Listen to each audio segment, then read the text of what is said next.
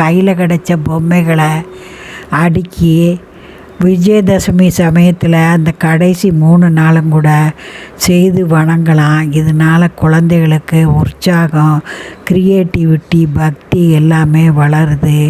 அதனால் தவறாமல் நீங்கள் உங்கள் வீடுகளில் சிறிய அளவில்னாலும் பொம்மைகளை அடுக்கி உற்சாகமாக கொண்டாடி வாழ்வில் வளம் பெற வாழ்த்துகிறேன்.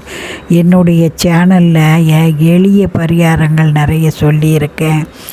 ஆன்மீக செய்திகள் அத்தனை சொல்லியிருக்கேன். நீங்கள் சப்ஸ்கிரைப் பண்ணி பாருங்கள். உங்களுக்கு மிக்க பயனுள்ளதாக இருக்கும்.